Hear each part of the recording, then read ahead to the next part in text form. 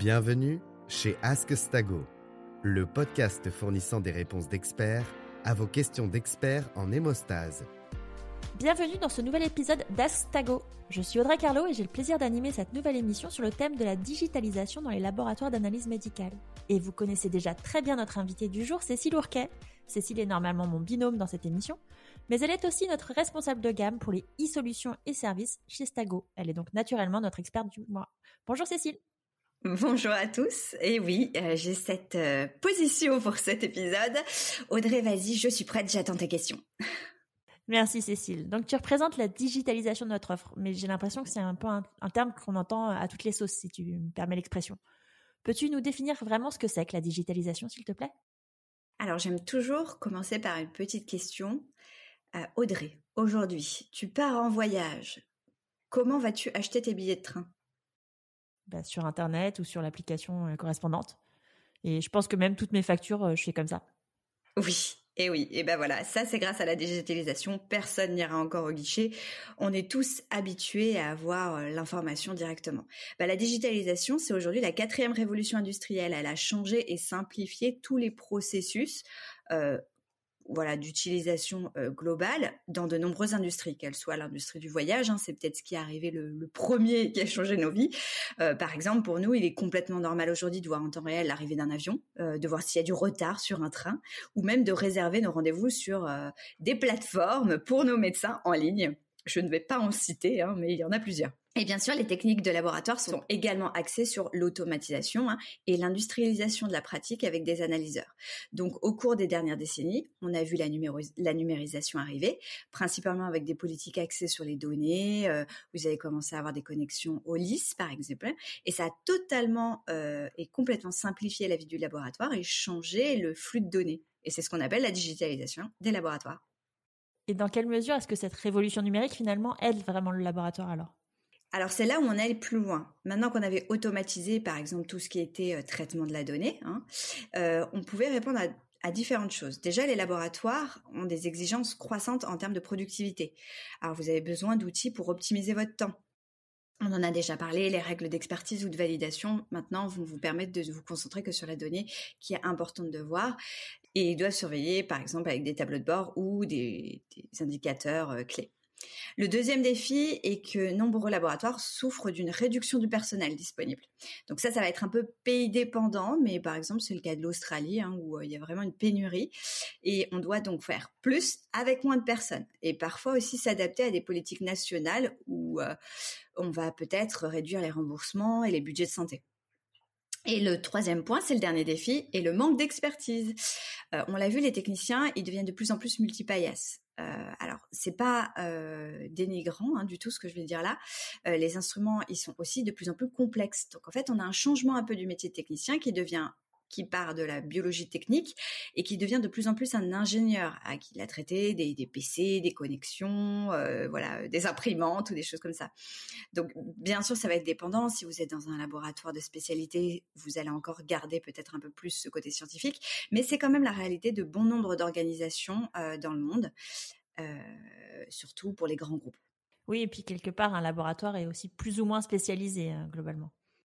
Oui, et c'est la partie la plus intéressante, je dirais, c'est par exemple les laboratoires, les outils d'intelligence artificielle. Aider le laboratoire à détecter des tendances ou des problèmes possibles pour un patient, par exemple, en compilant les informations pour lui. Ça sauve déjà de nombreuses personnes en oncologie, on l'a vu, avec des logiciels capables de scanner le génome entier et de savoir par rapport à des études qui lui sont intégrées quel est le bon traitement et quoi regarder et où. Ouais, c'est assez magique. Après, je pense que malgré tout, sur l'intelligence artificielle, je pense qu'il y aura toujours un peu un facteur humain qui sera nécessaire au départ, au moins pour amorcer la machine. Mais en technique, je me dis finalement faire appel à tous ces outils digitaux et numériques pour donner à tous les patients quelque part la même chance d'être traités ou pris en charge correctement, ça doit être un bon moteur pour faire ton travail tous les jours. Oui. Cécile, j'ai l'impression que beaucoup de personnes vont penser finalement que la digitalisation est un énorme défi, mais aussi c'est un facilitateur, non ? Eh bien, c'est un défi, surtout car il nous a demandé de nous faire une nouvelle discipline qui est l'infrastructure informatique. Et en fait, c'est un peu la digitalisation qui s'accompagne avec tout ce qui est connectivité et collecte des données. Et c'est peut-être là où on a le plus de défis, je dirais. Oui, et puis le podcast qu'on avait fait avec Alexandre l'année dernière autour de la cybersécurité est vraiment intéressant si on regarde dans ce contexte. Et puis pour les personnes qui sont intéressées et qui sont auto-prises avec la cybersécurité, on vous encourage à le réécouter. Et oui, tout à fait. C'est vrai qu'il y avait, tu vois, il y a quelques années, le biologiste s'intéressait à la biologie et aujourd'hui on lui dit est-ce que vous avez fait attention avec Dana, la cybersécurité, ça peut faire peur, mais le mieux est d'identifier la meilleure solution pour votre laboratoire. Et là aussi, c'est que le risque pris, je dirais, en fait, le temps que vous allez passer à vérifier votre solution, ça va être un gain qui n'est pas négligeable. Est-ce que tu peux nous donner des exemples par rapport à ces choix ? Encore une fois, j'aime bien travailler par 3. Donc, il y aura 3 grands axes. Ça, c'est... Tu vas devoir automatiser les processus. Par exemple, la validation automatique. Tu gagnes du temps et on peut se concentrer sur les résultats anormaux. Par exemple, en hémostase, on dit souvent qu'on peut automatiser pour un labo de base 60% de la validation. Si on a un labo de routine pure, on peut aller même plus haut. Pour augmenter la disponibilité de l'instrument aussi, on connaît tous le moment où nos parents nous appellent pour recevoir de l'aide sur l'ordinateur parce qu'ils ne savent pas comment ouvrir un fichier. Enfin, en tout cas, moi, c'est le cas avec ma mère. Eh bien, c'est la vie de nos hotliners pour expliquer quelque chose, une manipulation. Et là, on a vu l'arrivée de tout ce qui est téléassistance qui a explosé ces dernières années. Il y a très peu de laboratoires en France, par exemple, qui ne mettent pas, par exemple, dans les appels d'offres, d'avoir la téléassistance. Ça devient normal. Et c'est normal parce que ça va vous faire gagner à peu près 20% de temps d'appel. On n'a plus besoin de vous dire, alors voyez sur le coin gauche, nanana, on prend la main, on vous montre, vous pouvez voir en temps réel et on peut même vous former à distance. Donc ça, c'était formidable et pendant le Covid, ça a été hyper pratique. Et le 3e point, c'est pour réduire tout ce qui est tâches fastidieuses. Par exemple, on le voit pour l'accréditation, plus personne ne veut rentrer dans un fichier Excel ses résultats de sécu pour faire des calculs à la main qu'il va automatiquement mettre dans son fichier Excel. Voilà, ça n'existe plus. On veut de la connectivité avec des applications ou des softwares, on voit dans vos middleware par exemple, qui vont tout vous calculer, vous donner vos CV, tout ça, et qui vont peut-être même vous comparer par rapport à d'autres labos. Donc là, on a un gain de temps, mais en plus, on réduit aussi les erreurs humaines. Oui, et puis cette partie-là, ça te crée même, au-delà de calculer tous tes résultats, ça te met même des super graphiques. En tout cas, ça t'aide à beaucoup mieux visualiser ton résultat de l'automatiser, je crois. Et c'est l'idée. Ça semble totalement normal aujourd'hui, en fait, qu'on fasse ce genre de choses et qu'on automatise tout ça.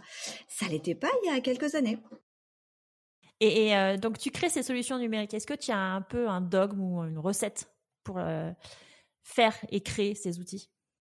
Alors, je dirais que au niveau de la digitalisation, on a des outils communs qui sont arrivés pour nous aider à développer. Et c'est pas seulement dans le domaine de la santé. Par exemple, moi j'aime beaucoup le design thinking. Le principe, c'est de se concentrer sur les points de friction du quotidien de ton utilisateur et de trouver les solutions avec eux. Et c'est assez, la philosophie est assez précieuse parce que pour un client, on n'est pas là pour lui offrir un super outil sophistiqué qui est capable de faire des pâtes. Enfin, on va pas hyper loin. Là, on répond à une vraie problématique avec le design thinking. C'est dites-moi ce qui ne va pas et je vais l'arranger au mieux que je peux. Donc, par exemple, l'automatisation des contrôles, ça me prend beaucoup de temps de tout compiler et en plus j'ai une erreur quand je peux inverser des choses ou voilà. Hop, je fais ça et c'est réduit. Alors, un deuxième point qui lui est peut-être plus développement de base, c'est un peu Apple qui nous l'a amené, c'est tout ce qui est expérience utilisateur. On le voit de plus en plus, c'est ce qu'on recherche. Notre quotidien est changé par l'amélioration de notre expérience utilisateur.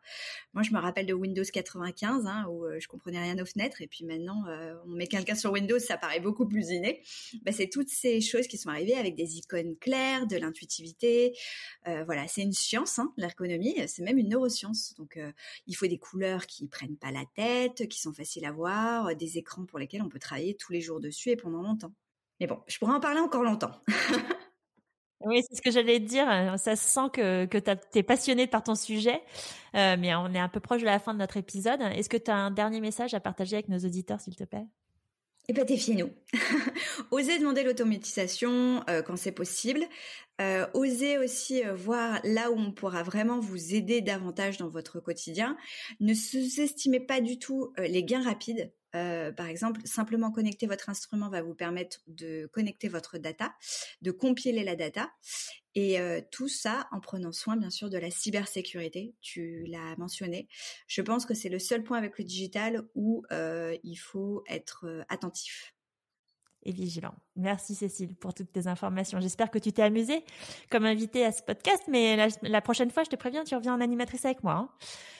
Pour nos auditeurs qui veulent en savoir plus, vous avez quelques liens de podcast justement dans la barre de description de celui-ci. Et puis, vous pourrez aussi nous contacter à ask@stago.com pour challenger nos équipes et proposer un prochain sujet. La suite au prochain épisode.